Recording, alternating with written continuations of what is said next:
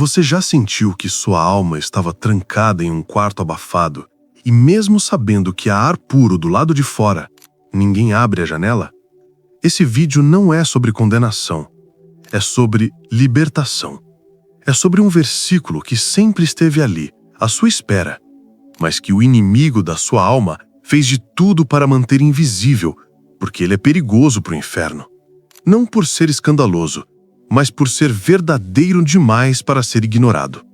A verdade é que por trás de todo pecado sexual não há apenas um desejo carnal. Existe um grito sufocado por liberdade interior, por pertencimento real, por um alívio espiritual que nenhum prazer momentâneo conseguiu dar até hoje. Talvez você ache que o seu problema é luxúria, mas o verdadeiro problema é o vazio que ela tenta anestesiar, porque o corpo só corre atrás do que a alma sente falta. Você não deseja apenas prazer, você deseja presença. Você quer se sentir visto, guiado, aceito, mesmo nas partes mais quebradas da sua história. A luxúria é só o sintoma. A raiz está numa desconexão espiritual profunda que ninguém nunca te ajudou a entender. Por isso hoje, eu quero te mostrar uma chave que foi ignorada por séculos. Um versículo que quebra o ciclo de culpa, recaída e vergonha. Uma verdade espiritual que Satanás tenta esconder de você todos os dias. Mas talvez hoje seja o dia em que a janela vai se abrir. Nem tudo que você sente é pecado, mas tudo que é ignorado pode se transformar em prisão. O desejo sexual por si só não é o problema. Deus criou o prazer, mas o inimigo distorceu seu propósito. O que destrói a alma não é o impulso, é a ilusão mental que você construiu com ele. Porque lá no fundo, a mente tenta preencher o que a alma perdeu: conexão, afeto, validação. Você já tentou repreender o seu corpo? Fechar os olhos, orar mais forte, jejuar por culpa? Mas nada muda, porque o corpo não precisa ser repreendido. Ele precisa ser compreendido. O corpo só reage ao que o espírito não conseguiu segurar. Satanás não te prende pelo que você sente. Ele te prende pelo significado distorcido que você dá ao que sente. Ele faz você crer que está pecando porque sente desejo. E então você se afasta de Deus por vergonha. E quanto mais se afasta, mais busca prazer falso para aliviar a dor de estar longe. É um ciclo cruel. Prazer, culpa, afastamento, mais prazer, mais culpa. Mas Tiago 1, de 14 a 15 já nos alertou. Cada um é tentado, quando atraído e engodado pela sua própria concupiscência. Depois, havendo a concupiscência concebido, dá à luz o pecado, e o pecado, sendo consumado, gera a morte. Não é o desejo que gera pecado, é a cobiça não tratada. É a ausência de sentidos sendo preenchida por promessas rápidas. O espírito não quer te controlar, ele quer te preencher. Nem sempre é o pecado que você ama, é o alívio momentâneo que ele oferece. O seu cérebro aprendeu a fugir da dor, procurando prazer imediato. E todo vício emocional começa como uma dor ignorada. Pornografia, masturbação, fantasias sexuais, tudo isso age como um anestésico para uma alma cansada, vazia e faminta por algo mais profundo que o corpo. E por isso, repetir esses hábitos não é apenas um ato físico, é uma rota mental, uma trilha dopaminérgica e espiritual que você criou dentro de si, como quem sempre volta para o mesmo esconderijo, mesmo sabendo que ele não protege de verdade. Mas há algo que a ciência começou a entender agora, e a Bíblia já dizia há séculos. Romanos 12, 2. Não vos conformeis com este mundo, mas transformai-vos pela renovação da vossa mente. A verdadeira transformação começa no invisível.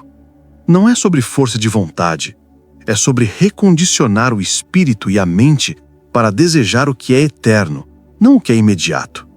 Porque quando você consome prazer rápido demais, você ensina ao seu cérebro que a santidade é impediante e que só o pecado excita. Mas isso é mentira. Mentira que Satanás te contou porque você estava com dor demais para contestar. O problema não é o desejo, é a memória emocional que se tornou o seu guia. o que você alimenta cresce, e o que você repete se torna um altar dentro de você, seja para Deus ou para o vício. Está na hora de mudar o altar. 1 Coríntios 6,17. Mas aquele que se une ao Senhor é um espírito com Ele. Esse é o versículo que Satanás não quer que você leia. Não porque ele é difícil, mas porque ele quebra a mentira mais poderosa que mantém milhões de cristãos presos no ciclo da luxúria. A mentira de que você é o que sente. Você não é lascivo, você está desconectado. A verdadeira identidade não nasce do desejo, nasce da união. E quando Paulo escreveu essa frase, ele estava confrontando um povo cercado por prazeres, prostituição, distrações e vícios. Nada muito diferente do que vivemos hoje, mas ele não veio dizer apenas parem com isso. Ele revelou um caminho muito mais profundo. A fusão com o Espírito é mais forte que qualquer tentação da carne. O versículo diz, é um espírito com ele. Não parece com ele, nem se aproxima dele, mas é um com ele. Essa união não é poética, ela é transformadora. É a reconexão que preenche o espaço que o vício tentava ocupar. Porque quando o espírito é preenchido, o corpo deixa de mendigar prazer. Essa verdade mata a estrutura inteira do pecado sexual. Destrói a culpa, desarma o vício, devolve a identidade. Por isso Satanás teme esse versículo, porque ele restaura sua intimidade com Deus sem passar pela vergonha. Você não precisa ser perfeito. Precisa estar unido. Você pode seguir todos os hábitos espirituais e ainda assim estar fugindo da verdade sobre si mesmo. Existem pessoas que oram, jejuam, decoram versículos, fazem cultos domésticos, mas ainda vivem em vícios emocionais ocultos. Porque o problema não é falta de disciplina, é a ausência de revelação. Quando a disciplina substitui a intimidade com Deus, o pecado não some, ele só se esconde. E assim muitos se tornam cristãos corretos por fora, mas reprimidos por dentro. A luxúria não foi curada, só foi trancada num quarto escuro da alma. Mas o que é trancado na escuridão cresce no silêncio. Jesus nunca chamou os quebrados de hipócritas, mas foi duro com aqueles que mascaravam a dor com aparência de santidade. É por isso que ele disse em João 8,32: E conhecereis a verdade, e a verdade vos libertará. Não foi e escondereis o pecado e ninguém saberá. A libertação começa onde a verdade é admitida, não onde ela é escondida em nome da reputação. Se você tenta vencer o pecado só com regras, vai cair. Mas se você se permite ser tocado pela presença de Deus onde dói, ali começa a verdadeira restauração. Disciplinas são valiosas, mas sem o Espírito, elas viram fachada. E Deus não quer uma fachada. Ele quer você inteiro, até o que está quebrado. Quando você busca o prazer como fuga, ele vira um Deus disfarçado. A luxúria nem sempre nasce da malícia, ela muitas vezes nasce da solidão não confessada, do medo de ser rejeitado, do vazio que ninguém percebe, mas você sente. E é por isso que ela se transforma num tipo de idolatria emocional. Você começa a se refugiar no corpo, porque ele é imediato, responde rápido, não julga, mas a alma continua seca. E quando o prazer ocupa o lugar do espírito, o espírito se cala.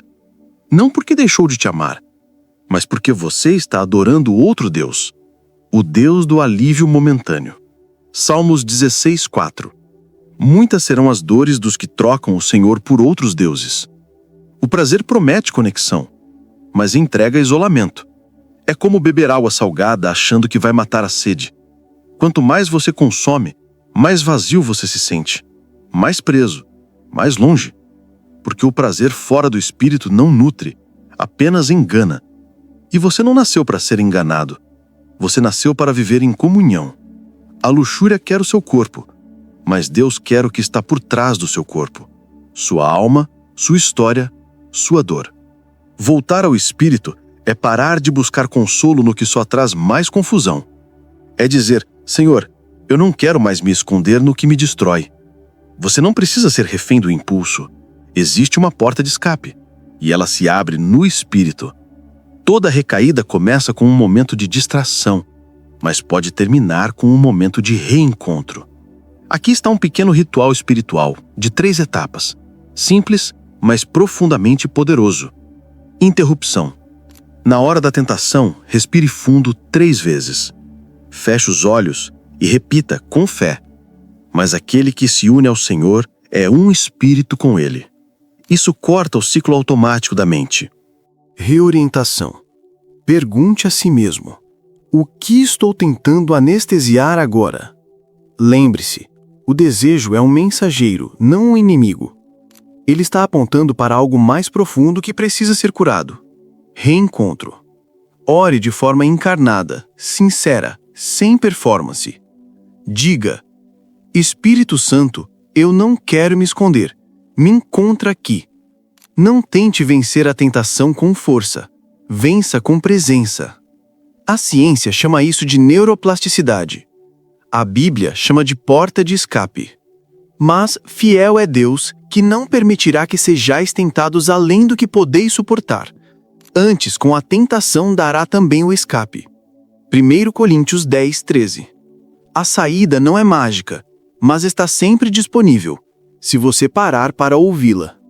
Você não está quebrado demais para ser restaurado. Você só está com o espírito adormecido, cansado de lutar sem saber onde repousar. O verdadeiro inimigo não é o desejo, é a ausência da presença espiritual. Talvez você só precise se lembrar de que foi criado para estar unido ao Senhor, não como um servo distante, mas como um espírito com Ele. Essa é a sua verdadeira identidade. Como escreveu Agostinho, que também lutou com a luxúria antes de se render ao amor: criaste-nos para ti, e o nosso coração anda inquieto enquanto não repousa em ti. Não lute mais contra o pecado sozinho.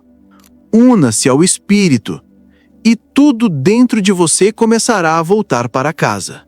Se essa palavra tocou você, escreva amém nos comentários. Inscreva-se no canal e ative o sino. Há mais mensagens vindo direto ao seu espírito. Você não está só. Deus ainda está aqui.